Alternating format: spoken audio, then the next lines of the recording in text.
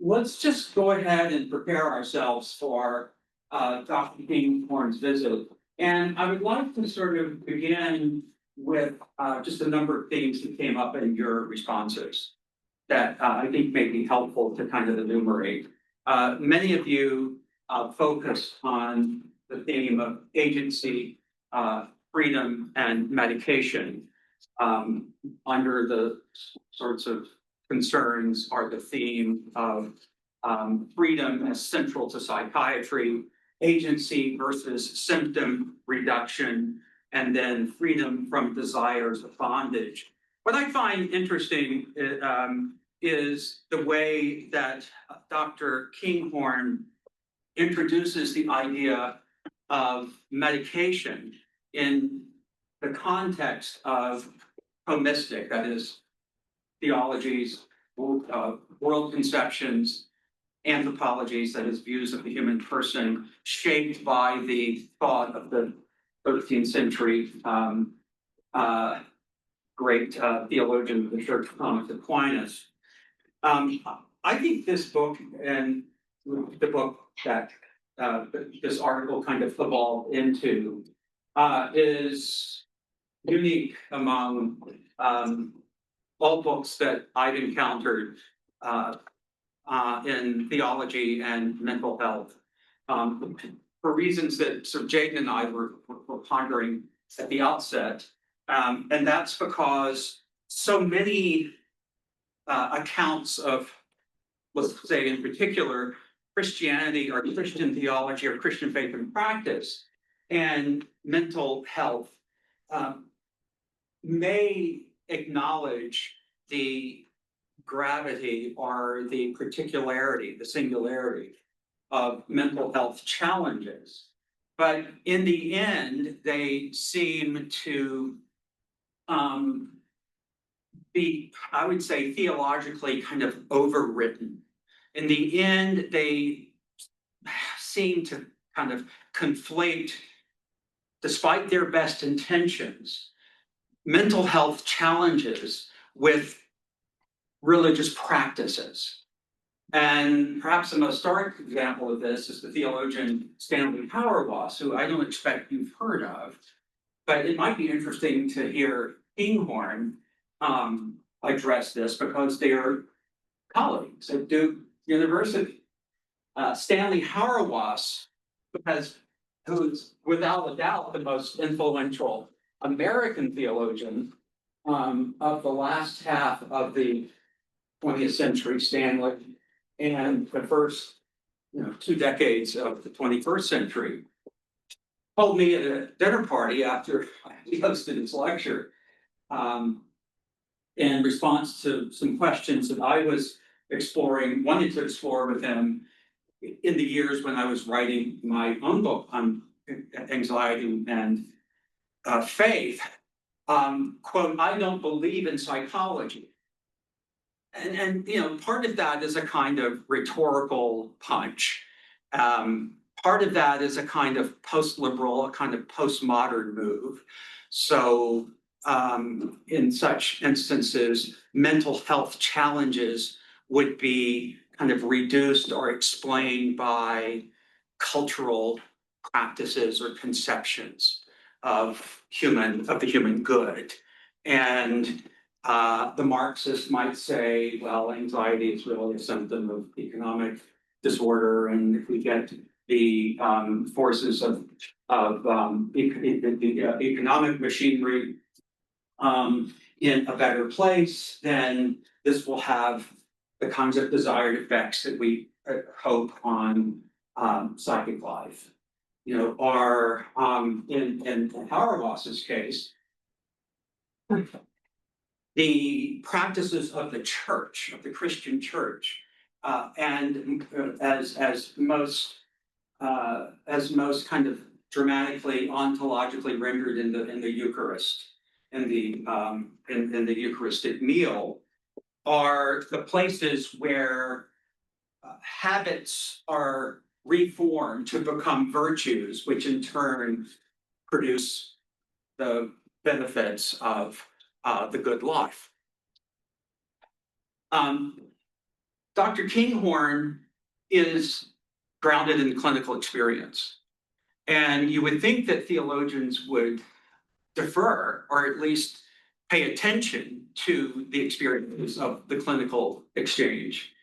But alas, we're often too impatient and too narcissistic in our own sort of theological assumptions or theological convictions. So let me just ask a couple of questions. Let's get this out there. Aquinas, this is from the essay, describes freedom not simply as freedom from, a kind of liberation from external constraints, but as freedom for, if you will, as the ability, more particularly, to pursue the good with kind of nourishment, stability, steadfastness, and joy. So how might this just general Thomistic conception contrast with what might be called a very general kind of modern individualistic conception? Yes, please. This is something I actually talked a lot about in my discussion post for today, but I think that there's been like an evolving conception of freedom as a freedom from obligation to one another. And I think there's often within like contemporary social discourse this kind of phrase of like, you don't owe anyone anything. And it's often used to justify kind of a like positioning of the individual or the self as the most important part of life and that all action should be within benefit to oneself. Right. And I think that this presents a really cool opposition to that understanding of things where rather than being free of each other and free of the obligations we have to each other as community members, that really freedom is the access and the ability to contribute to a greater whole in a way that honors the individual potential to like its greatest capacity, if that makes any sense. Yeah, it makes perfect sense. And you think within, sort of American culture, film, literature, the great trope of the individual person breaking from the inauthentic group, that is inauthentic, the group or the community or the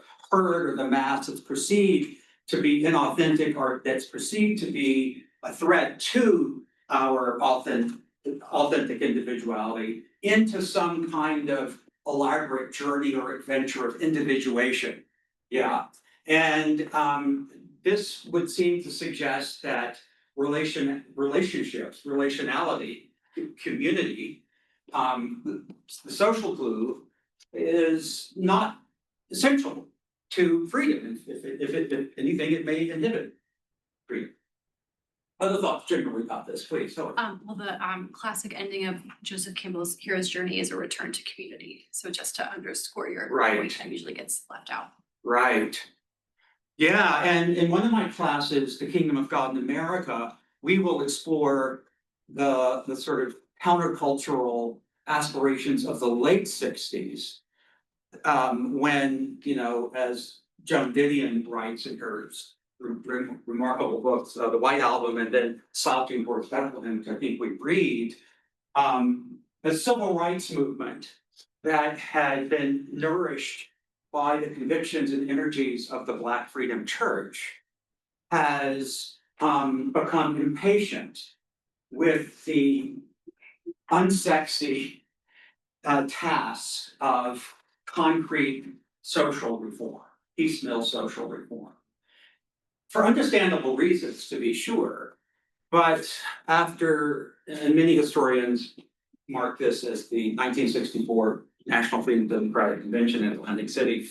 That may not make any sense, it's okay, but after 1964, sociologists and historians and people who are interested in American history have noted the way that even within the civil rights movement ranks, there's a new discontent with the local, with the particular, and with the church.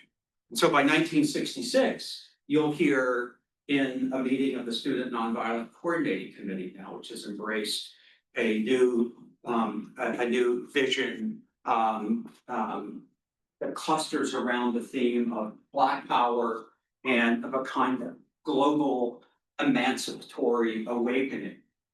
And you will see the way in which that becomes both an exhilarating idea, but that it erodes attention to the here and now, to the difficult hands to the plow activism of the movement. And there's a sense in which that turn does suggest a kind of discontent with the disciplines and with the energies and convictions of particular communities and the whole conception of social glue as some kind of binding religious or moral factor.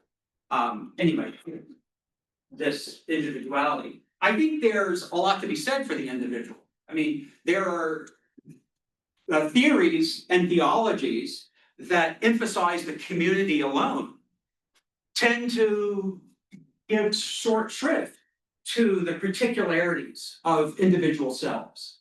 And this sort of would suggest that all we need is, the community, or a more robust community, or a community that inspires more generative practices, the practices of prayer and meditation and life together and intercessory fellowship and the like. And through those Christian virtues, one then becomes shaped in such a manner that psychic health becomes a corollary. There's no need, in my estimation, to decide between these two ends. Okay, so what I just found remarkable about Warren Kinghorn, what seems so original about this book, is the way he charts out a kind of theology of psychiatric medication. And he's very careful in his pursuit of that. But the sort of the way we might best get into it is just by raising the question, what is, in Kinghorn's estimation, the purpose of life? As he's reading Thomas Aquinas in light of the clinical practice of psychiatry. Freedom, to put it like simply, like freedom and agency. Freedom and agency. And kind of in this life, attaining that as close as you can, I guess, in the aspects of God and heaven, all of those things. Yeah. Freedom and agency are certainly conditions of the good life. Just to add on to that, I think Kinghorn emphasizes constantly being on the way. Yeah. As he says. I think that the I love pursuit that. of that agency by being constantly on the way. I love that sort of central metaphor of the wayfarer. Does he raises that he raises that in the essay, doesn't he? Yeah. The image of the wayfarer, because that really becomes the central motif, or the organizing kind of idea of the book as a whole. And what if, like, if you use that image of the person as a wayfarer, like, what are you saying about the self that may be different, that may contrast with more popular, prevailing conceptions? That it's flawed. Yeah.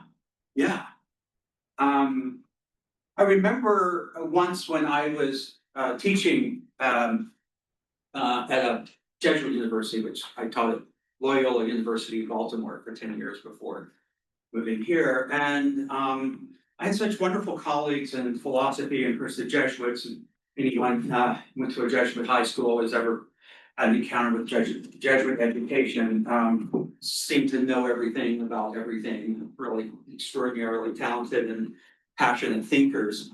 And I was out one nice spring day in the quadrangle there, talking to one of my colleagues in the philosophy department. He was not a religious, not a Jesuit. He was a sort of father of three brilliant children, and an Irishman who focused primarily on existential phenomenology, wrote books on Heidegger and Hegel and Levinas and the like. His name is William Desmond. He's a pretty famous philosopher. He writes like a poet and has that kind of Irish sort of literary gift that makes you want to just write down everything he says. And we were talking about our different childhoods, and I sort of gave him a general sense of what it looks like to have grown up evangelical / Christian fundamentalist in the South in the 1960s, with a lot of hellfire and brimstone and fears of eternal damnation, and fears of the body, and fears of sin, and fears of the Antichrist, and fears of the world, fears of rock music, fears of the miniskirt. I mean, just name it on and on.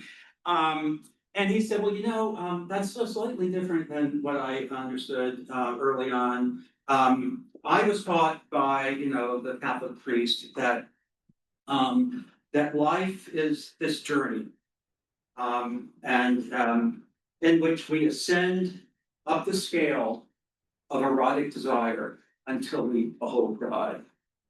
Hell, I wish I had that. And that's the Thomistic notion, that there's this inherent desire that pushes the individual that propels the individual wayfarer in this journey. And it's not, though it has a kind of a horizontal quality at times, it is an ascent. Like there is improvement within the ethical kind of imaginary of St. Thomas's thought. This is not the kind of heavy Protestant view that you are always fully sinful, fully justified, but also fully sinful, and that sanctification or growth is a delusion. But this is a sense that, the Spirit, that grace not only saves, but it reshapes, it reforms. So within this, what are his thoughts about the use of psychiatric medication? He believes that it's a gift of God and from God, because it does help our freedom, and with caveats. Yeah. I mean, I don't know, you probably are too young to get the significance of this. But in the decade that I came of age, and for several decades, within not only Christian circles, but religious circles, I mean, we have a section, I don't know if we're doing it this term, on the Islamic psychotherapy movement. We had a leader in the Islamic psychotherapy movement from the UK speak to our class. And the same kinds of worries and fears are present within the kind of family structure of Muslim parents and children. And the same kinds of suspicions about psychiatry and psychology. You don't need these assets if you are pursuing holiness in all the right ways. I also think it's really valuable. Are you looking at a passage, Jaden? Kind of tentatively, but Okay. I'm looking at this one just like 2 pages in at the top. It's also really interesting to consider this social perception too of taking medication is changing like the self. Like the whole thing about it was dimming your sparkle. I don't know if you guys have heard that phrase. In contrast to what's being said here. Yeah. Where they're even outside of, even in secular spaces, there is stigma about medication changing personality and changing personhood. Yeah. And so this being like in direct contrast of that in a lot of ways, I think is really valuable to consider as well. Yeah. Yeah, I mean, that's sort of the fear that I had to work with. And that meant that eventually I could make my peace with psychotherapy. But the possibility of and probability that there was a biochemical component that needed to be addressed was something that really frightened me, and that I think it's scary for most people. yeah. And what was so remarkable was the discovery that, in my instance, I was in my 40s before I began using any kind of psychiatric medication. I remember I won some kind of fellowship to go to Berlin. I heard in August, we go in January. And when I heard, I just thought, I can't do this, it's too exciting. Getting too afraid. It's just like, what will happen if I'm just in this fabulous city? And it was an ancient set of fears that had a strong somatic bodily complement. And I'd also fallen into clinical depression that summer, my first. And there was no talk therapy, which is fantastic. There was no psychoanalytic work. It was fantastic that could have Dr. Kinghorn.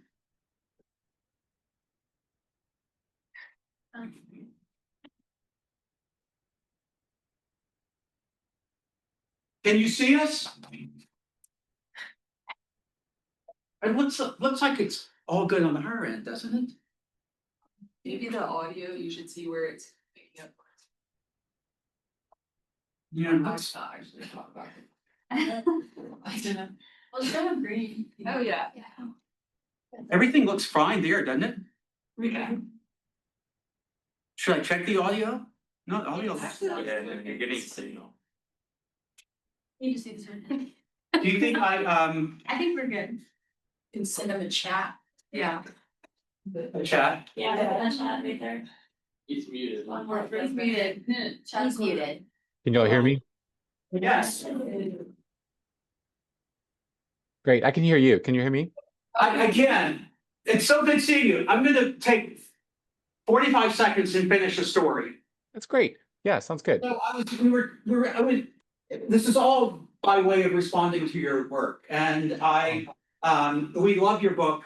We love your article. I think there's something deeply original in the kind of theological, the theology of medication, or psychiatric medication that you develop. And I was just simply telling the story of how, when I first began using an antidepressant in my late 40s, this is not group therapy, and I don't do a lot of confessional talk, but this came up. I just heard that I won a fellowship in Berlin, and we had 3 small children, and I heard in August, and the fellowship would begin in January. And I was so excited. And then, as is the case with my particular psychic makeup, I then got really frightened and worried and anxious. And I also that summer fallen into a clinical depression. It's the first time I'd ever been in one. And my psychiatrist prescribed a commonly prescribed antidepressant. And I had been so terrified of the idea of an antidepressant, for reasons that some students mentioned of imagining that it would create a new kind of person and create new habits, and that its agency enabled would actually be too unfettered, all of that. But I was really kind of about the case, and so I began. And I remember, by the time we arrived in Germany in January, I had this thought, like, was the first time I'd ever thought, this must be what it feels like to have a kind of internal steadiness of things.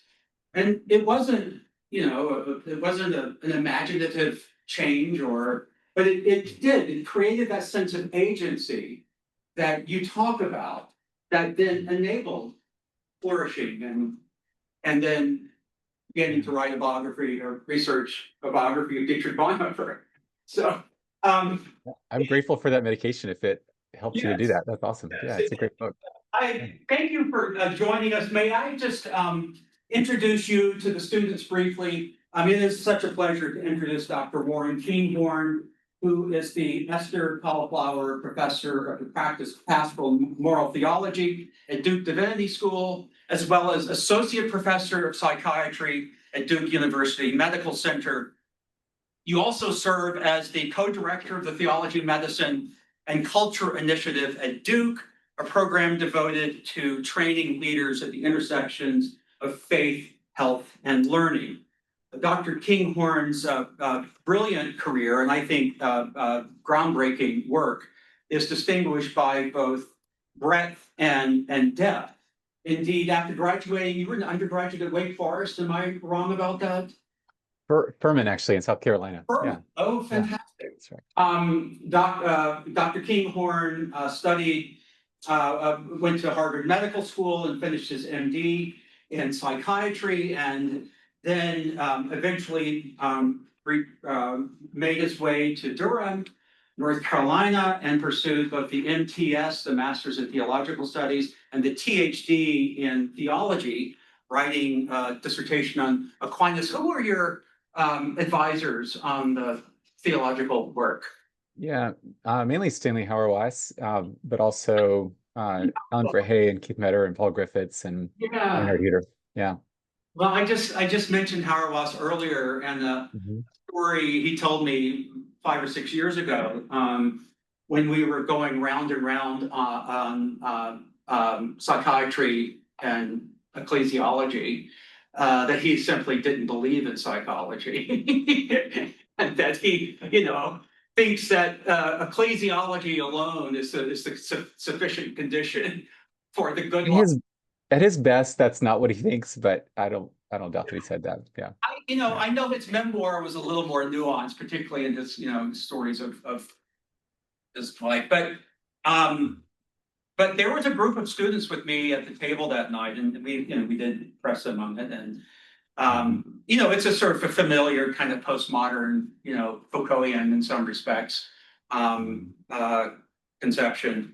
But I do think you're right. There's probably more of kind of rhetorical bravado in that than there is serious claim. In any case, Dr. Kinghorn's scholarship and teaching reflect a deep concern for the way religious communities can faithfully accompany those with mental illness.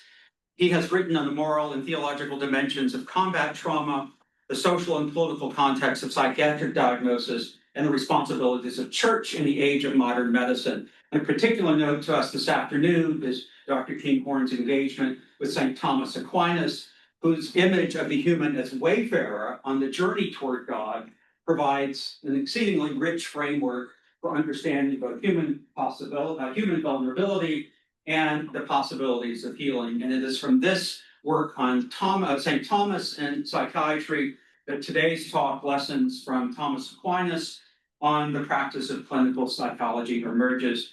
Please join me in welcoming Dr. Kinghorn. Yeah, thank you, Dr. Marsh. And it's such an honor to be with you all today. I can see the podium. I can't see you all, so I'm not sure how many are in the room. Could you tell me that, Charles? Yeah, there are about 30 of us. Does anyone know how to get the gallery? What? It's quite all right. I'm used to Zoom. Well, it's really great to know that and to be with you all. And I'm just so excited about the work you get to do in the class this semester. I told Dr. Marsh before when he taught this class that this is the kind of class that I would have loved to have had as an undergraduate, and that would have really helped me. And frankly, even now as a psychiatrist, I've never had the opportunity to read about anxiety as like comprehensively as you all are doing this semester. So it's such a gift to be here and participating in it. That's really great.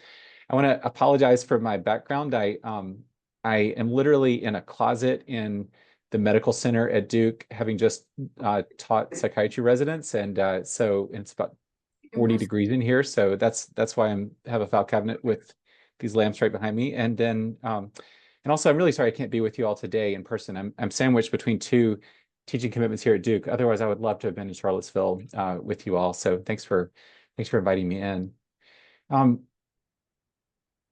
Let me know if you have any trouble with hearing me or seeing me, and I can. We're just going to try to get you that one. That's great. Try that one. Oh, great. Excellent. Now I can see you. Fantastic. Thank you all so much. It's a great group. Yeah, thank you. It's great. It's great to know there's actually people in the room. That's great. Yeah, thank you. Well, thanks. Well, I know we have about an hour together. You all finish at 5:15. Is that right? Yes. Is that correct? Okay.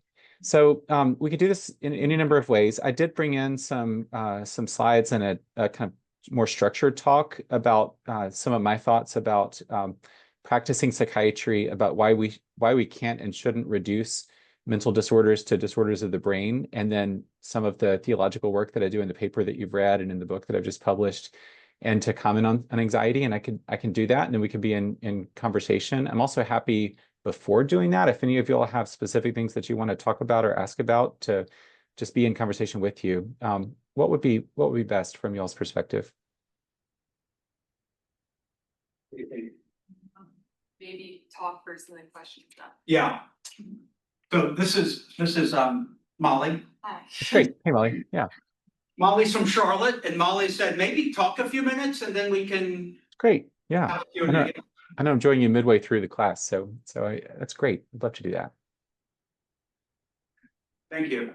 And you all have windows in your room, and I don't in mine, so I'm kind of jealous. I can see out of your windows in Charlottesville. It's a beautiful afternoon here. Yeah, absolutely. Yeah.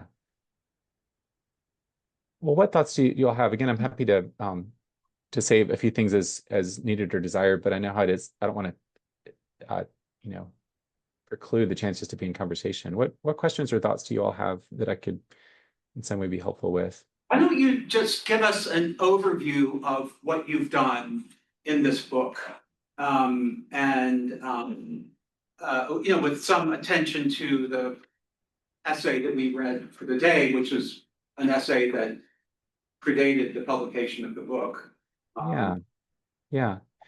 Well, maybe it'd be best just for engagement if I didn't show my slides and just kind of talked over some things that are in them. That might be helpful, because then I can see you and you all can see me. Does that sound all right? Okay, great. I may have to cheat and look at my computer in a second, but if you want to use slides, that's fine too. No, I think let's do it this way. I think that's great. So as you all know from Dr. Marsh's really generous introduction, and from having read some of my work and some of the things for this week, I am a psychiatrist, and I think maybe it's helpful for me to kind of talk about my own experience of psychiatry and then why I got interested in theology. I think I'm a psychiatrist, but I went to medical school at Harvard. I actually almost went to UVA for med school, and the main reason was because there was a physician who I knew there, who was the chair of family medicine at the time. His name was Louis Barnett, and he was one of these old school like family doctors who had been in South Carolina, and then he was at UVA medical school, and he was just one of the most fundamentally decent human beings that I knew. I'd known it. He had been involved in my undergraduate college, and I almost went to UVA just because of him. But so I still, whenever I'm in Charlottesville, I think about him and his work there, and also just the amazing like work in religion and bioethics that has been hosted there for many, many years. And Bruce Bowen is a really decent guy too, who you may know. Yes, absolutely. Yeah. Actually, I carried around his textbook for like all of my residency, pretty much. I gave myself like shoulder aches, because that was a constant companion when I was in residency years ago. I've been trying to write a second edition for about 20 years, but the book made that difference. All respect to him for that. Yeah. But anyway, when I was in medical school, I was a psychology major as an undergraduate, and I thought I might become a psychiatrist, and then I got really turned off to it in my second and third year of medical school because remember going down in my second year of med school to Mass General, and we had a half day a week of instruction in psychiatry, and it was the people who taught me were well intentioned. I mean, I guess I'm happy what I learned, but it was just incredibly boring, and it was also just like very kind of formulaic. We had to learn DSM diagnoses. We had to recite diagnoses, like the diagnostic criteria on our test. We learned these very structured ways of interviewing. And I was like, this just doesn't feel very human to me. Like, it feels like I'm just asking people a checklist. And then I did my third year rotation at McLean Hospital, which is a freestanding mental health hospital in the Boston area. And that was a little bit better, but it still just didn't feel like medicine to me. And so I decided I was going to go into internal medicine and become maybe a palliative care physician or primary care doctor. And then I took 2 years between my third and fourth year of medical school, and I came down to Duke to do a 2-year divinity degree and to study Christian theology. And I did that for a number of reasons, but among other things, it was like I grew up a Christian, but without a whole lot of theological or philosophical training. And I wanted to know, like, how do I make sense of what I'm seeing in the world of medicine and healthcare and mental health care as a Christian? And how do I make sense of like why people invest so much trust and capital and power in medical systems, and how does that square with my faith? And so those were the kind of things that led me to study theology. And it was actually during my time at Duke in divinity school when I began to really think more about psychiatry, because I began to realize what amazing like human experiences psychiatrists get to accompany people within and through. And I had some of my own experiences of mental health challenges and counseling and therapy, and also just like could see it around me. And I began to think maybe it's something I want to take more seriously. So I went back to medical school for my fourth year and really learned that I loved psychiatry. But in part, it was conversations with people who helped me to see psychiatry in a way that wasn't just about like a checklist of diagnoses. So when I think about what I don't like about psychiatry, and this comes out some in the paper, it comes out even more in the book that you all have as a possible reading, where I talk about the machine metaphor of mental health care.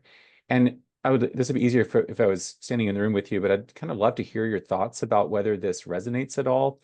But what I like to say is that if you were going to design like a mental health system that operated like an efficient industrial process, then what would that look like, and how would you do that? And one way that you could do that would be as follows. And this is, I think, roughly how I was formed as a psychiatrist. I did my residency here at Duke, and I think this is in some way how I was formed. So as psychiatrists, we're taught to for people come into my office now. I work at the Durham VA hospital, and they say things like, I'm feeling ways that I don't want to feel. I'm acting in ways that I don't want to act. My life is not going how I want it to. And I'm trained to hear their experiences and to say, oh, I know what's going on with you. You have something called symptoms. You have symptoms of like you're sleeping too much or too little, or you have low energy, or you have racing thoughts, or you're hearing voices. And so, and that already is a way of re-narrating like people's experiences, into something other than just like how they understand it. And then I'm trained to aggregate those symptoms into diagnoses or labels, you might say. And so I'm trained to say that if you have, 5 of 9 symptoms over 2 weeks, like low energy and loss of interest in pleasurable activities and maybe thoughts of suicide or other things, then I can diagnose you with major depressive disorder. And so then I apply a label. And once I've applied that label or assigned the diagnosis, then I can reach into my toolbox of evidence-based practices and therapies, and I can prescribe a medication. I can refer someone for psychotherapy. If they need it, I can refer somebody for TMS or ECT or something else. And then let's say that I prescribe a medication and the patient leaves my office and they come back in 2 weeks or 3 weeks or 4 weeks and they say, oh, I'm feeling so much better. Then I say, well, great, like the symptoms are reduced and therefore the treatment is working. And so the patient's happy, I'm happy, and then I send them out of my office. And I think that often, especially in my own field of psychiatry, I think this is a little bit less the case in other mental health disciplines for those of you that are thinking about becoming psychologists or other kinds of therapists or certainly seeing therapists. But psychiatrists often think of treatment as symptom reduction.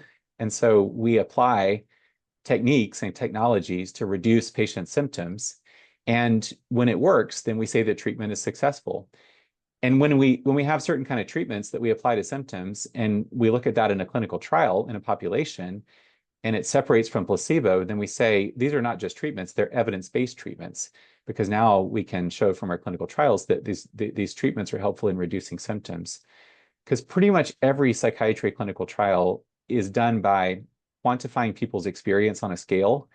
And then you look and see, does the treatment help to reduce the negative symptoms or not? And if it does so more than placebo, then it counts as a positive, successful trial.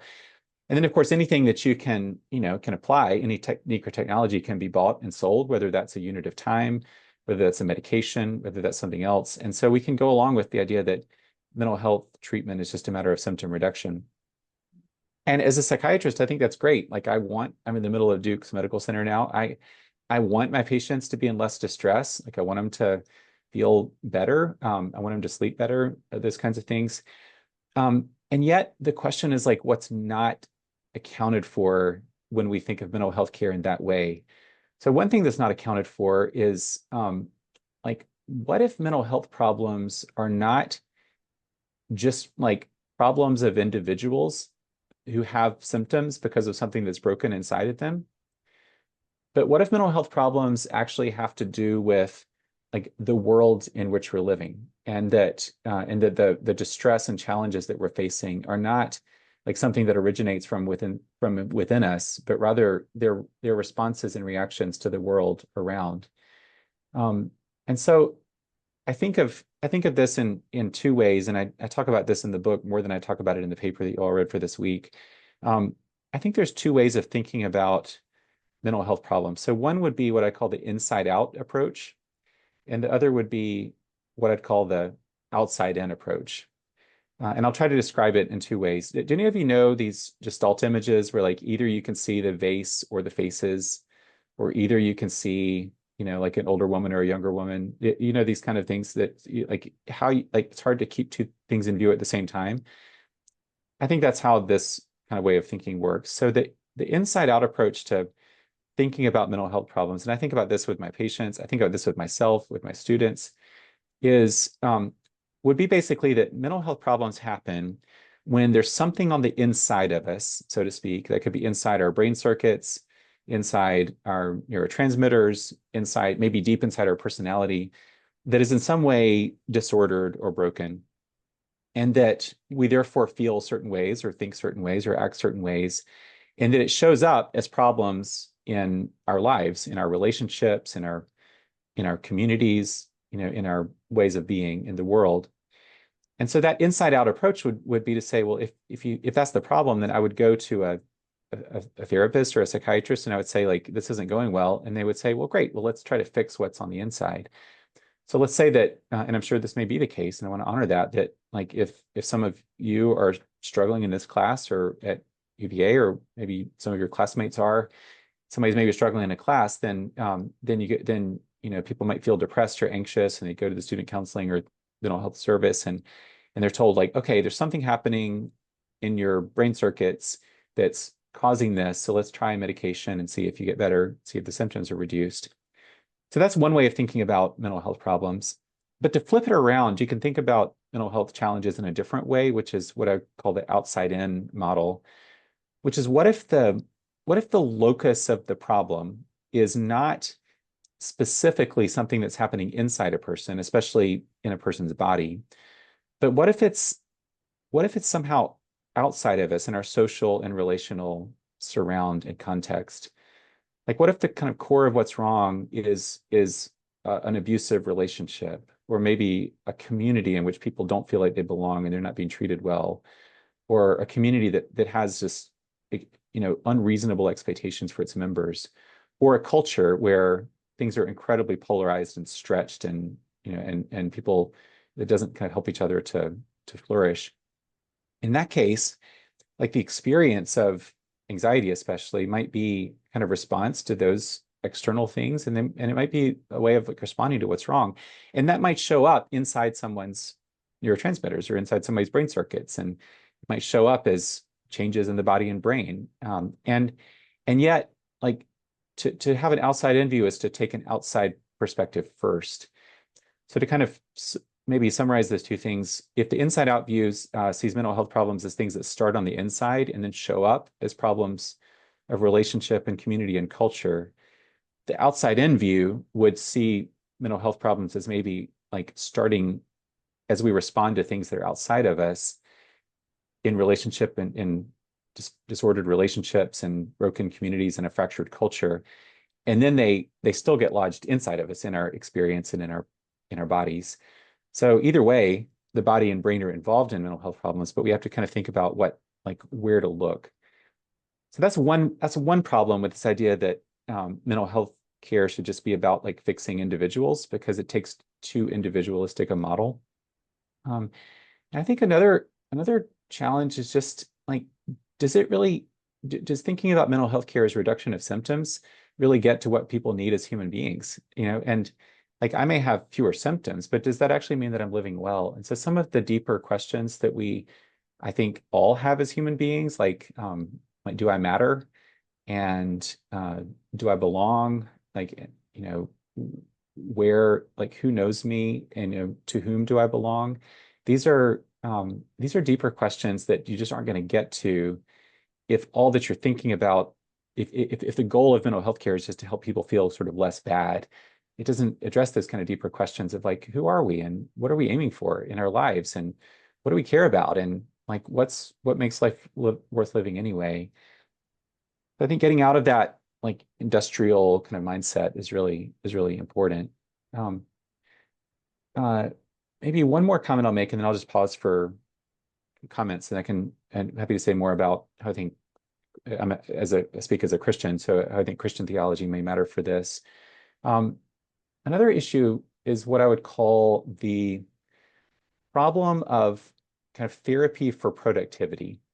And I think a lot, if you all studied at all with Joe Davis at UVA, has anybody taken a class with him in sociology? He's a sociologist there, and so I'm sure you could study with him if you wanted to. But he has an interesting book that came out 2 or 3 years ago called Chemically Imbalanced, and the title of the book is Chemically Imbalanced. I think it's something like Psychiatry, Medication, and Our Troubled Quest for Self-Mastery, and it's a pretty interesting book. And the reason I mention it here, one is because you all are at UVA, so like you may actually know Dr. Davis and study with him, and be interested in hearing Dr. Marsh's perspective on his work and these conversations. But in this book, he basically he's a sociologist, so he basically asked a bunch of research associates to do interviews with young adults in metro areas on the East Coast, so places like DC and I don't know which one specifically, he doesn't name it, Charlottesville, DC, New York, those kinds of places. And it was and participants answered a prompt of like, would you be willing to speak to a researcher about your experience of depression or anxiety or ADHD? And so people who answered that and talked for an hour or so with a researcher had their comments transcribed and analyzed, and they interviewed about 100 young adults, so people about your demographic and age group, and he found that about half of the folks in the study, all of whom were living with one of these diagnoses, were what he called psychologically minded. So they kind of tended to trace their problems to things, to like their history of relationships or of stress or of trauma or other things, and so kind of seeing how different life events could lead to where they are now. And somewhere around half of the sample had tended to locate the source of their problem in something like a chemical imbalance. He calls it, in a kind of technical term, he calls it the neurobiological imaginary. And these are people who would say, I'm depressed or I'm anxious because something's wrong with my brain, or something's wrong with my brain circuits, or my chemicals are off somehow. Or it could be just my genes just led this to happen to me. And he found that when people located the source of their problems in biology, as that's kind of a shorthand of his way of talking about the neurobiological imaginary, that a few things were true, and some of them were actually good. So people who used neuroscience and biology to explain their experience actually had less self-criticism and shame. And he sees that as a good thing, and so do I. I think that's a major reason why people turn to biological explanations for things like anxiety. They also were almost all on medication, and when the medication worked to help treat the anxiety or depression or ADHD, it was proof that the problem was biological all along. So if medication makes it better, it must have been a problem of the body.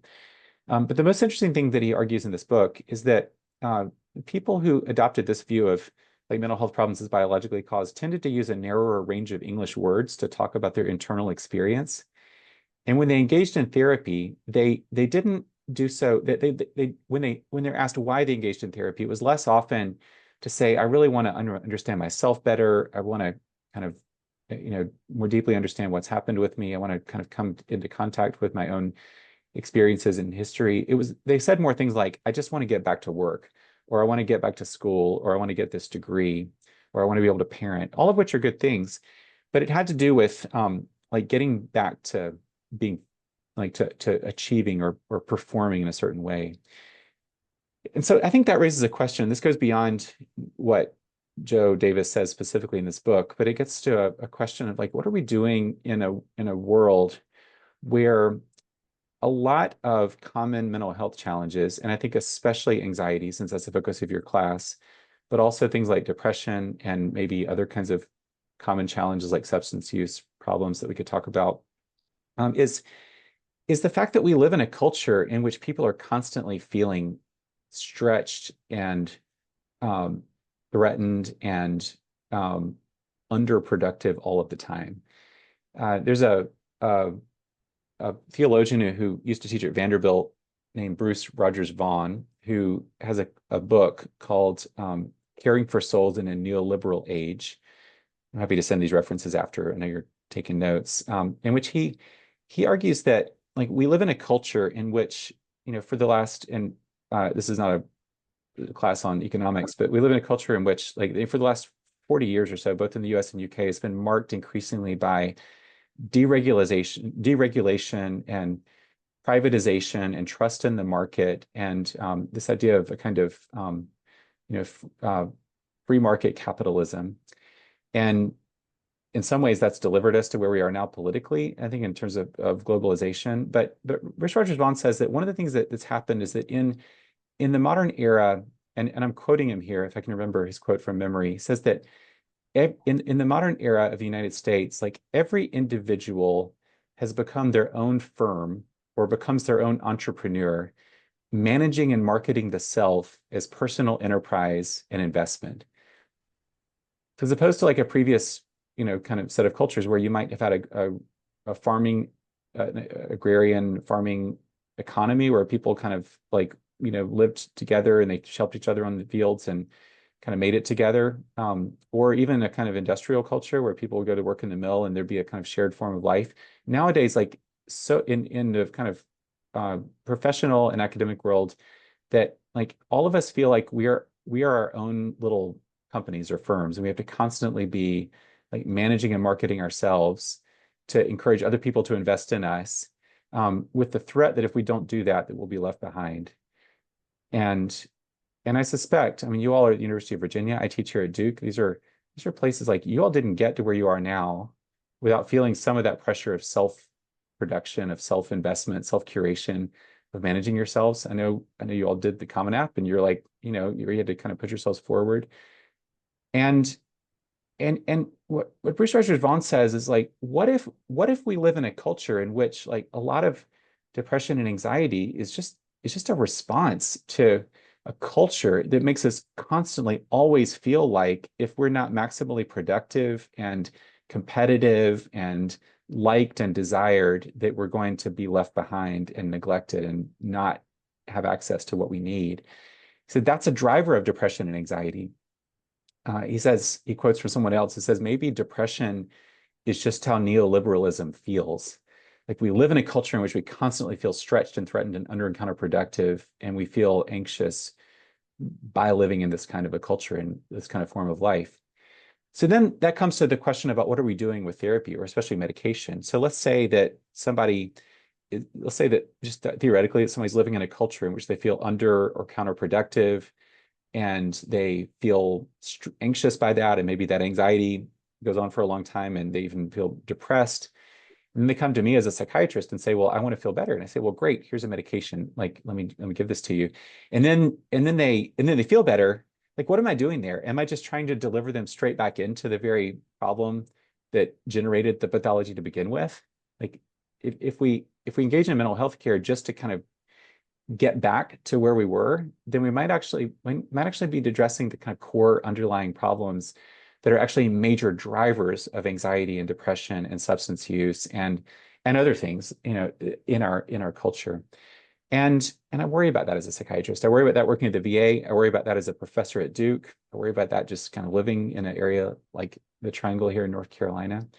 And I wonder if that's something that y'all experience as well. So let me stop there. I've been talking for a while, and happy to kind of take it in a more theological direction, but I just want to kind of check in and see what you think. So helpful. Thank you. We have a number of questions. Jaden, Yeah, so. can you hear Jaden? I can hear. Yeah, thanks. Yeah. These are all the points you brought up are things that I think about frequently, so it's been like ruminating in my head with what you just brought up about like the like ethical implications of the conversation of like psychiatry and medication from an outside in view, where like you're talking about like if it's ethical to medicate someone who's struggling from like anxiety or depression from outside circumstances. Are there like any other like, when this plays into conversations of agency of self versus like standard treatment approaches, are there any other like approaches you think about there where like there are other things like people would like recommend or like from a theological standpoint approach? I don't know if that question made sense. Yeah, I hear it. Correct me if I'm wrong, but I hear you asking, like, what if somebody is feeling, say, anxious, this causes an anxiety in the context of difficult life circumstances, and you think about prescribing a medication, are there other approaches that might be helpful also? Is that right? Yeah, are there any situations where you would just be like, I ethically don't think I can do this?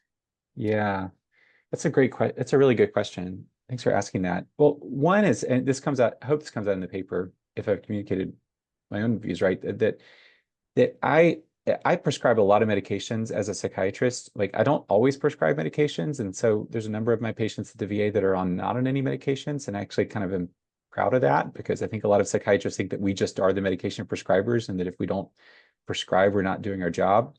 I actually don't think that that's the psychiatrist role specifically, but I do prescribe a lot of medications. But I rarely, if ever, think of medication as like a sufficient response to someone who's coming to me with a mental health challenge, whether that's depression or anxiety, or usually a combination of a lot of things. I always think of medication as at best a help or a support in the part of a larger approach to life and to treatment. And so I use the image of the starting line and the finish line a lot, where I'll tell people, like, like you want to get, let's think of this as a kind of, like you're running a race, and you want to get to a finish line where you're doing really well and you're happy and things are going great.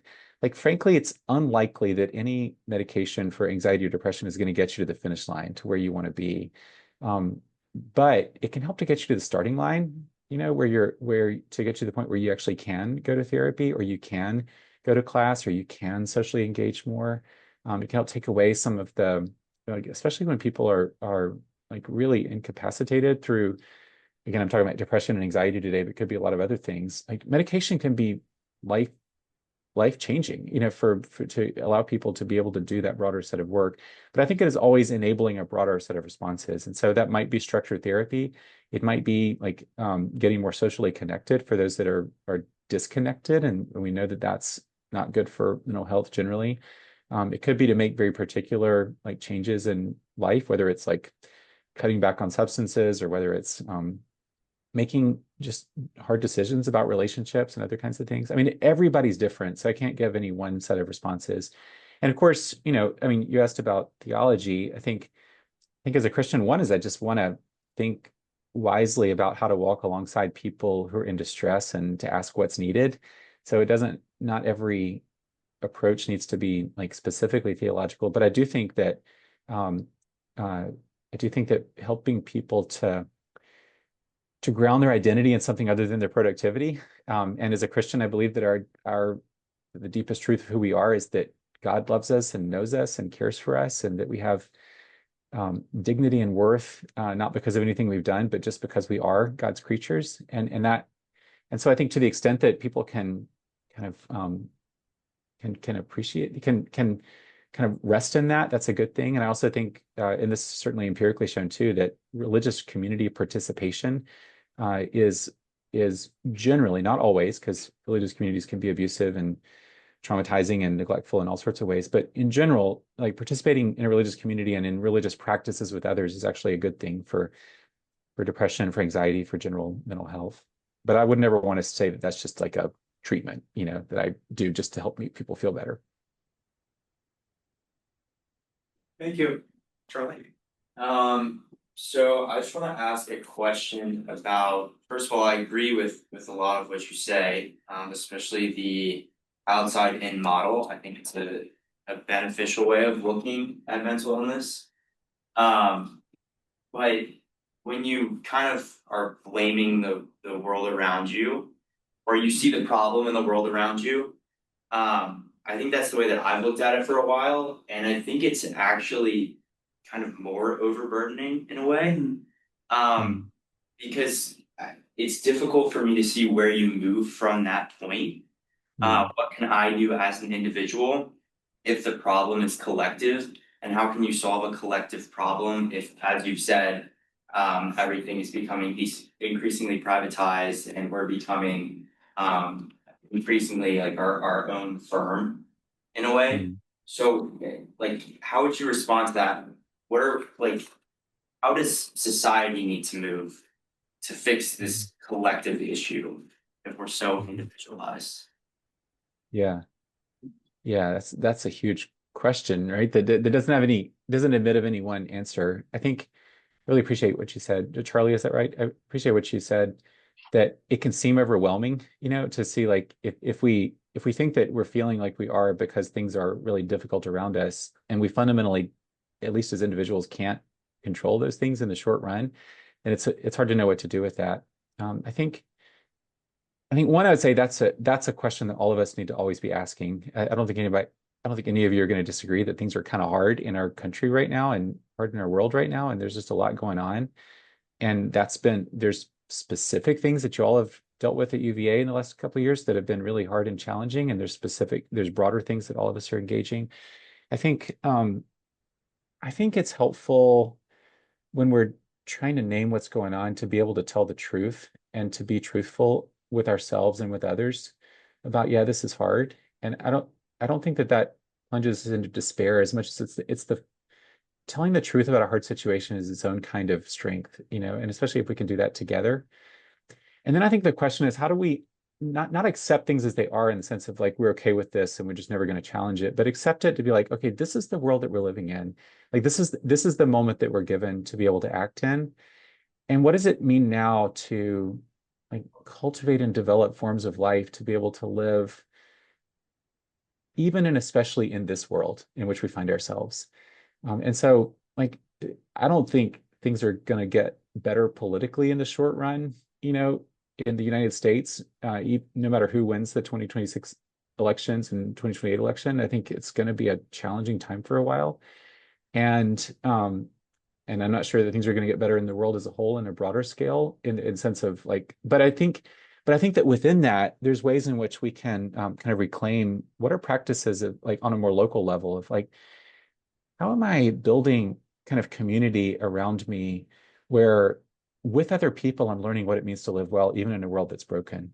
And what does it mean to find opportunities to rest and to celebrate and to, share meals and to do things that humans have always done when we've been living in a way that that has been like healthy and whole.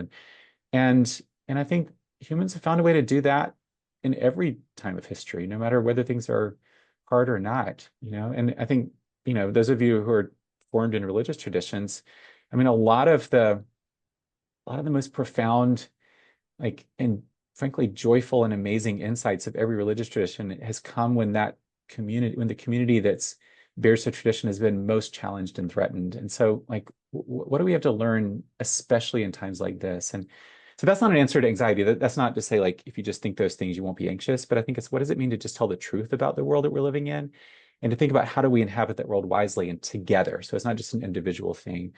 And I think there's power in that, I mean, Dr. Marsh has written a whole biography of Bonhoeffer. He could talk about that in his context. I think there's a lot to learn from those who've come before. Thank you. Molly, and then David. Am I missing anybody? And then Taylor.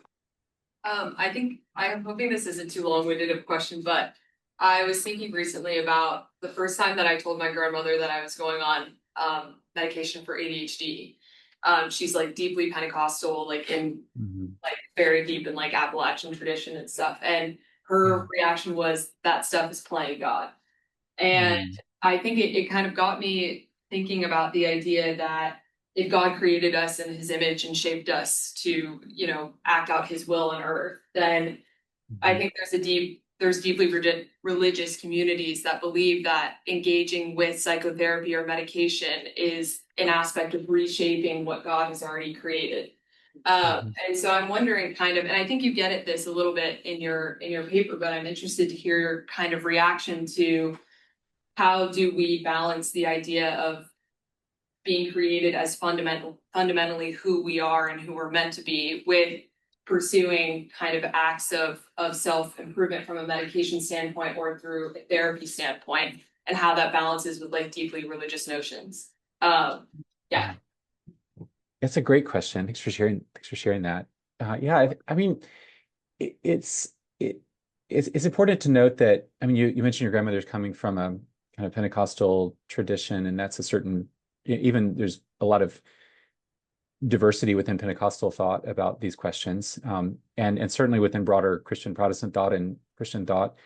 So it's important to know, one, that like there's just a lot of different perspectives on this. I remember doing a interview study when I was a resident in psychiatry of pastors in the Durham area, where I was asking kind of hypothetical case questions about their views on mental health and mental illness. And one of the questions that I asked was a kind of hypothetical case of a young man who was feeling depressed, and I was asking questions about medication. And I remember interviewing a African-American pastor in actually it was a Pentecostal church in Durham. And I expected him to be kind of anti-medication because I had certain preconceptions about his tradition. And he said, it's like, medications are fine because you know what? Medications are just the herbs that God gave Adam and Eve to protect them after they left the garden. And that ties into, I mean, I didn't appreciate it at the time, but that ties into this deep tradition in Black Christianity in the United States of like a kind of deep respect for the herbs, because in the time of enslavement, like Americans didn't have access to much medicine, but they did have access to the plants around, and so they developed these indigenous healing traditions in places like Virginia, North Carolina, and so he tied that into his theology. And so it's a great example of how like there's different ways to narrate those kinds of things. I think I would say that one is that Christians across Christian history, and again, those of you from other traditions can speak to this too, but I think this is also largely true of Islam and Judaism. Christians never had this kind of separate Christian theory of medicine. From the very earliest centuries of the church, Christians would look at the medical traditions of the time, including the traditions of using pharmaceuticals, and they would say, like, what do we have to learn from this, and how can we practice the best practices that are out there and that are accepted as excellence in our time, in a way that helps us to become the kind of people in community before God that we're intended to be. So they wouldn't partake of practices that involve, like, say, sacrificing or praying to pagan gods, but they would, draw on the traditions of Hippocrates and of Asclepius and of Galen and these like ancient medical writers, and they would learn from them and they would integrate them into their practice and knowledge. And I think that's still the approach that Christians can take now. We can learn from like the best of the traditions around us. But then there's always the question of like, who are we being formed into in our engagement with medical technology and practice? And that can go either way. Like you can take a medication and you might wonder, like, how am I being shaped and formed in my taking of this medication? You can refuse a medication and you can still ask yourself, like, in my refusal of this medication, am I actually becoming the kind of person who's learning what it means to live holy and well in relationship with God and others? So I think the questions are out there, but there's a lot of different ways to interpret that. So I think I don't want to dismiss that we should be asking questions, but I don't want to say that like it's never such as simple as that, like taking a medication is playing God, because I think God has given us the herbs and the creation and the practices of all of the cultures that we are formed by to learn what it means to live well. And so that's what I would say. Thank you. David and then Taylor. Yeah, I guess my question goes a lot to, I guess, Thank you. as someone who's on this kind of environment where you're going through two things that I think for a long time were like oil and water, I guess, where deep religion and mental health medication were often at odds. I guess my question would be like, where does it come, or how do you determine like where the lines are drawn and you should go with one or the other, or are they, where they're blurred? Like, to kind of make it easier, as like an example, I feel like a lot of people would say in response, and I've heard this before for sure, that instead of relying on anxiety medication, anxiety is like the normal a result of like the sin in this world, and therefore you should turn to God and return to prayer and stuff like that. Versus, I guess the other side is just like, you should take the medication, like you said in your article, because it is a natural thing that, that God has put on this earth. So I guess it's just like, how do you kind of like sift through and figure out what the lines are, where there aren't lines, and whatnot? Yeah, it's a great question. I think one is, don't do it alone. Seek the counsel of others, and certainly seek the counsel of a physician or someone who has training to wisely guide you in those ways. So I'm not trying to give any medical advice to any of you. I'm not practice medicine in Virginia, licensed in Virginia, but I think I would say I'll say a couple of things, that if you're in a position now, just you all in the room and your loved ones and friends, like if you're in a place, if you've been kind of thinking I probably shouldn't take medication, and yet you're constantly wondering, am I at the point where I need medication because things are really going terribly? Then it's probably time to seriously consider talking to somebody about medication, because if it's kind of the thing with anything in life, if it was an easy problem to solve, you would have figured it out by now. And so I think if you're at a point where like I'm feeling so anxious or so depressed or so, unable to, focus on what's at hand, that I wonder if a medication would be helpful, it's at least good to seek counsel about that. And so don't resist that. Don't do it alone. Like, get the counsel of others and have someone guide you. I think in the longer run, so in the short run, and especially, and I always try to be clear about this, if you're really if you're in distress to the point of having any thoughts of suicide, absolutely seek help right away. Like, you deserve help, and that can happen through the counseling service at UVA. There's a national crisis line, 988, where there's always somebody who can help at any time of the day. And I think it's really important to take that really seriously. And especially in that case, like, medication can be absolutely life-saving when we're really in distress. I think over the longer run, I think it's appropriate to ask, what's happening in my life, in and as I'm taking medication? Has medication helped me to, as Dr. Marsh was saying in the story that he was telling you when I joined, to actually settle into the kind of practices and rhythms that allow me then to live in a way that's whole and well, and so is medication a kind of grace in that way, or kind of gift that enables it, or is medication in some ways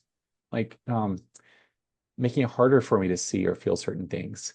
So I think there is a way in which people can use medication, especially at really high doses and over long periods of time, that can kind of blunt us so much that we actually don't feel some of the feelings that we probably need to feel to find healing, especially in the context of trauma. And so I think it's a balance, but I would just say that's not something to figure out yourself. Even if you're like a therapist, it's not something to figure out yourself. You need the help and counsel of others to make sense of that, because other people can see us more clearly than we can see ourselves a lot of time. So I just want to say it's as if so many things in life, it's a matter of wisdom, but I don't want any of you to leave this class and think like, oh man, because medication might not be constructive, it should be off the table, because I think medication can be absolutely helpful in so many cases.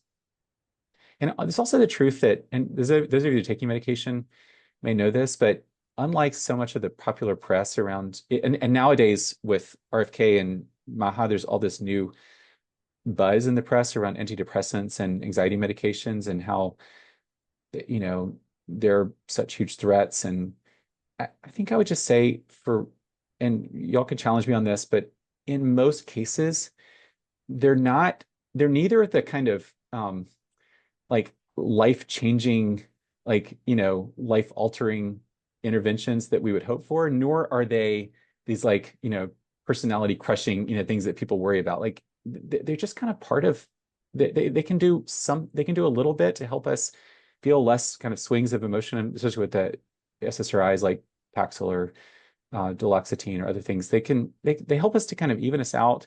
They kind of keep us from developing swings of emotion. They can really help with severe forms of depression and anxiety, but they don't fundamentally change us. They're just kind of accompaniments for a while, and so I think having the right kind of expectations is important. Thank you. Taylor? Yes, hi. Hey, Taylor. Yeah, like the stuff you said, just about like we're all human in a world that's broken.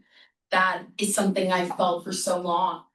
We live in a place where there's just so much messed up stuff that happens, and it's crazy. I feel like it's just at this point, for the hundreds of years that it's been happening, it's just a side effect of being human and a side effect of the human experience.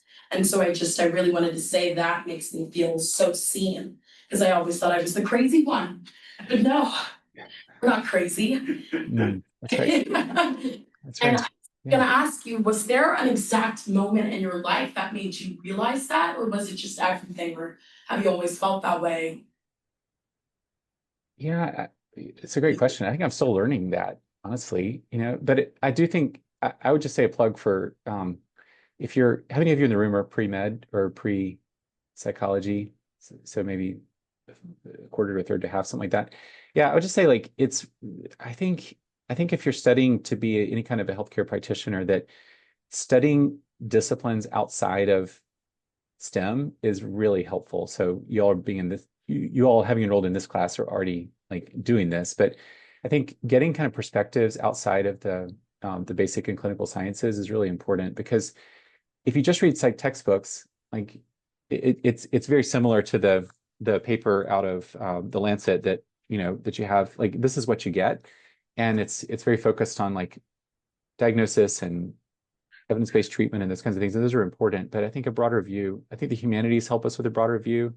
I mean, I think theology specifically helps us with a broader view, but I think that's really important. So that's not really an answer to your question, but I appreciate it. Yes, other questions, Hillary and then Emma Catherine. Hey, Hillary, Emma Catherine. So, I really appreciated that imagery of arriving at the starting line. And to some of the other points that have already been made, once you start at the starting line, you go on that journey, it can be pretty tough going. Especially if we, circle back to the idea of so much pressure to commoditize every part of ourselves, as far as how does somebody go about in the process of meaning making. There's arguably not a lot to go on. And so I would be curious to know if you feel like we sometimes now put too much pressure on mental health care, and because we're bringing in the expectations and the needs that maybe would have gotten met in other areas of our lives, and maybe something like therapy is one of the only avenues now where we can do that serious meaning making. Yeah, I think it's a really great question. I mean, and I think different kinds of therapy are different, and I don't want to oversimplify things, but I do think that to the extent that we find ourselves struggling in a world that doesn't give us a whole lot of anchors for like how do we fit, how do we belong, what is our own story, then therapy can be one way to help either rediscover or discover that story, and that hopefully is helpful, but isn't always. But I do think that sometimes therapy is a response to like, how do I make sense of not knowing where I fit in my own story? And I think that's a legitimate response. But I think I also think that a lot of our challenges these days is not feeling ourselves able to know the kind of richness of the stories that have carried us. I run a medical humanities program for Duke undergraduates in the summer for pre-health undergraduates, and in this program we try to center the program around 3 questions. And again, I'm thinking about Duke pre-med students who are typically very focused on like self-curation and on like doing the right things to check the right boxes to get into med school. And are amazing, and also feel these pressures. And so the questions we ask ourselves are, how do we connect through the humanities to our own stories and the stories of the communities and cultures that have formed us? And so like, how do you think about the story of your own family, or the story of your own grandparents, or the story of your own community? And where do you consider yourself to be from, and how do you carry the stories of that place? And you might react against it, but there might be things you want to embrace. And another question we ask ourselves is, how do we connect? And students in the summer are living all over the place doing internships. And so how do you connect to the stories of the places and the communities where you're living this summer in the summer program, including the wounds of those places, but also the joys of those places? Because I think what I'd encourage you all to do is, wherever you go, both when you're in Charlottesville, which is obviously a pretty interesting place, and also wherever you go afterward, like take some time to learn the stories of the place where you are and the rhythms of the community where you are, because that'll help you to feel like you have connections. So you kind of know some of the rhythms of the place and its people. And then we think about these pre-med students. I'm asking them to think like, how might we begin to learn the stories of communities whom we hope to serve in the future? But I have a hypothesis. I can't like give evidence on this, but I have a hypothesis that that a lot of flourishing in life is like learning to love the places and the people where we are in all of their joys and flaws, and finding ourselves as part of these broader communities that are bigger than we are. And I think that's important. It's definitely important for me in psychiatry. Thank you. Emma Catherine?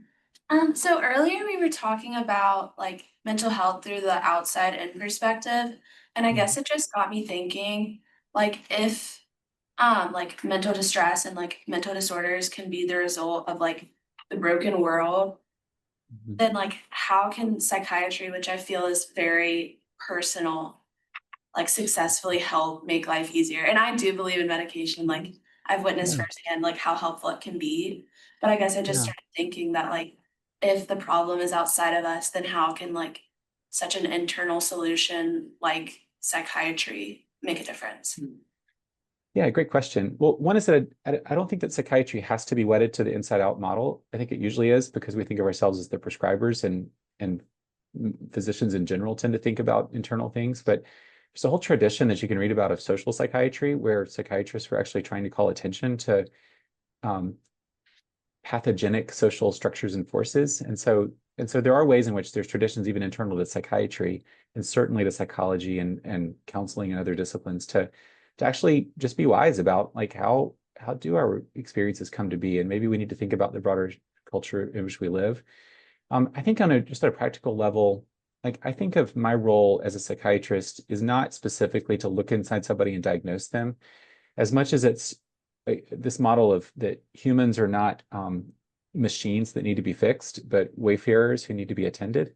Like we're on a journey, and so the role that any psychiatrist can ask is, like, if I see myself as someone who's on a journey and I'm accompanying somebody who's on a journey, then we can ask together what's needed for this person's journey and like what's helpful. And that might be a medication. It might be to get out of an abusive relationship. It might be to be known by a supportive community. For a college student, it might be to change a major or to drop a class or to, there's lots of things that can happen that might be needed. And some of those are like specifically medical interventions, like, medication. Some of them might be specifically psychological interventions, like a course of cognitive behavior therapy. And that's great. That's often what's needed. But sometimes it's also like just to tell the truth of the world that we live in. And I also think that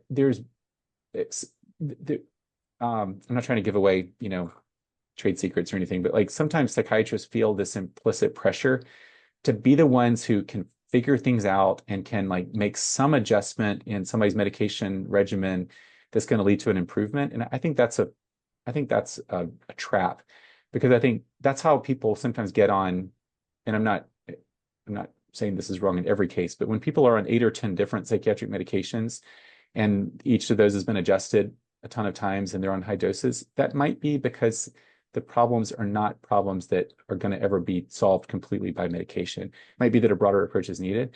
And so I think that the core of the clinical task is not to like find the right medication cocktail or even the right like treatment plan in terms of interventions, but it's to first of all say, like, how do I understand what's going on in this situation? And based on being able to tell the truth about what's going on and to tell the truth with a patient about what's going on, so we can come hopefully to some shared consensus on that, to then think, well, what do we do now? Like, what are the right next steps? And so that might well be a medication, but it also might be a lot of other things too.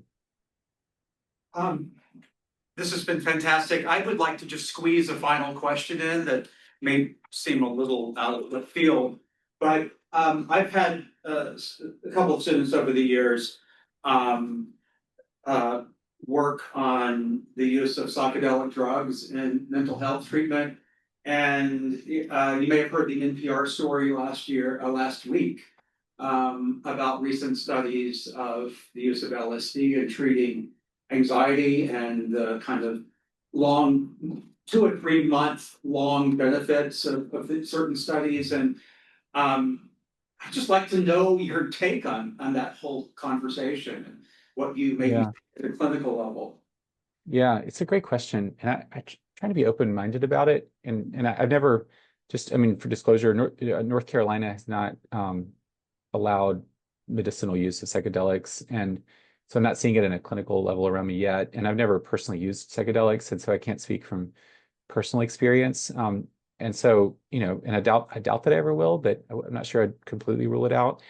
I think a few thoughts. So I say that to say that I don't consider myself an expert, but a few thoughts on psychedelics. One is that they do seem to lead in many cases, to pretty profound experiences through some kind of effect on the serotonin system that we don't fully understand by kind of collapsing the distinction between self and other and between past, present, and future. And so when people are on a psychedelic journey or high or trip or however you want to say it, there's this profound way in which like memories and experiences seem to be reorganized. And anybody who's at all involved in the psychedelic world will talk about set and setting. And so along with that is it's not only the agent that one uses and the dose at which one uses it, but it's also like the expectations that one has, and also like who is it that's around you to help with that process. And so like that kind of the expectations, and then the way in which the medications are used. I think I worry about a few things. I worry about the tendency to say that because the studies that on psychedelic assisted psychotherapy are so resource intensive in terms of like hours of a clinician's time for each intervention, I worry that there's going to be these shortcuts where people are saying, well, like just LSD or just Ibogaine or something like that can be helpful. And that's going to open people up to the possibility of profound harm if they start to use these medications in a way that doesn't have the kind of carefully worked out like therapy with a guide who can help to monitor for adverse side effects and also can just help to set people's expectations. It's also true that right now it's kind of a pretty unregulated world of psychedelic in organizations, and when one is under the influence of psychedelics, you're pretty profoundly suggestible, which also means like profoundly susceptible to trauma and abuse. And so there's definite cases of misconduct among psychedelic guides, and I think that's something that needs to be understood when we start to think about just rolling it out across the culture. And I think also like people can experience profound benefit, and I believe that from lots of stories, but people can also experience profound harm. Like if you have an experience that like plunges you right into the middle of a traumatic memory and you don't have the capacity in that moment to fight your way through that, then that can result in lingering psychological harm. And so I think so often with new medical interventions, and I think psychedelics are an example of like something that was they were kind of talked about in the 60s and early 70s, and then they were pathologized and pretty much left to the scene in terms of the medical mainstream, and now they're coming back. There's this initial wave where people make these euphoric claims that like this is going to be the answer to PTSD or to anxiety or depression or other things. And then once you have more widespread public use, there's more careful research, like there's tends to be a settling out. Like, yes, it can be helpful, but it can also be harmful. It's not helpful for everybody. And I suspect that we're kind of in the midst of that transition right now.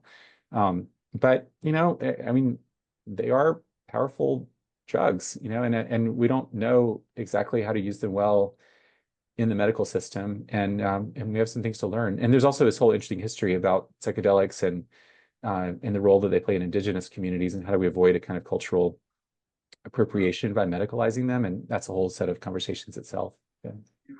Thank you for that really helpful perspective.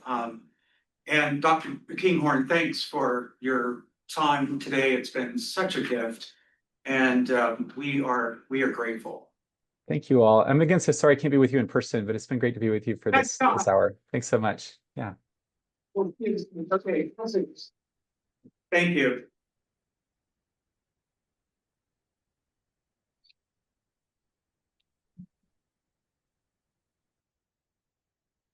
Why don't we take a 5 or 8 minute break?